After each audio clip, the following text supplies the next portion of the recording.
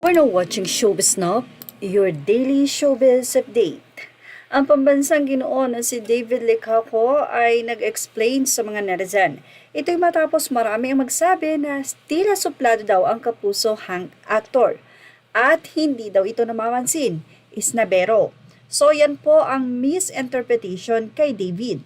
Kaya naman nag-explain siya na si David po ay may kinakaharap na problema. According sa kanya, ito ay may kaugnayan sa kanyang health or sa kalusugan. Mula sa naging artikulo ng Bandera, nag-explain nga daw ang kapuso-hang actor na si David Licauco kung bakit may mga pagkakataon na iniisip ng mga tao na suplado ito at isnabero sa tunay na buhay. Paliwanag ng binata, ang pagiging tahimik daw niya ay may kinalaman sa kanyang health condition.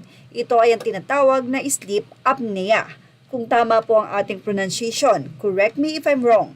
Sa mga hindi pa masyadong aware, ang sleep apnea ay isang sleep disorder na tumitigil kung minsan ang paghinga ng taong meron ito habang siya po ay natutulog.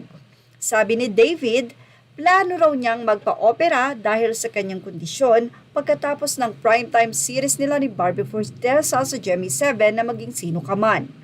Naging kwento ni David sa 24 oras nitong nagdaang Biyernes na na-diagnose siya ng sleep apnea noong 16 years old pa lamang siya. Aniya, gusto ko lang magpa-opera after the show. So hopefully I find the time na magawa ko yon. Kasi I think sleep is the best gift by God. Pahayag nga ng binata na tinuguri ang pambansang ginoo dahil sa naging role niya sa GMA series na Maria Clara at Ibarra, kung saan sumikat ang tambalan nila ni Barbie Forteza.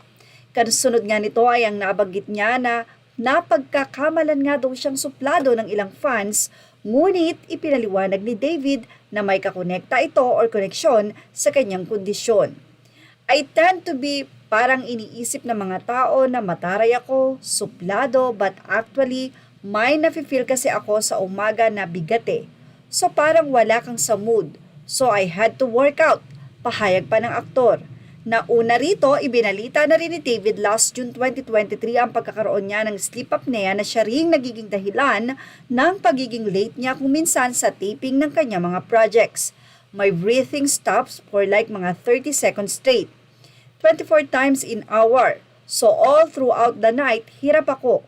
So stress ako sa pagising ko sa umaga. I'm stressed. Say pa niya. Anyway, puring-puri naman ang mga manonood sina Barbie at David sa bago nilang serye na Maging Sino Ka Man, na TV remake ng blockbuster movie na sina Sharon Cuneta at Robin Padilla. Ka-join din ng tambalang barda sa nasabing programa sina Jean Garcia, Faith Da Silva, Raymond Tienzo, Mikoy Morales, Juancho Trevino, Jeric Raval, E.R. Ejercito at Jean Saborit.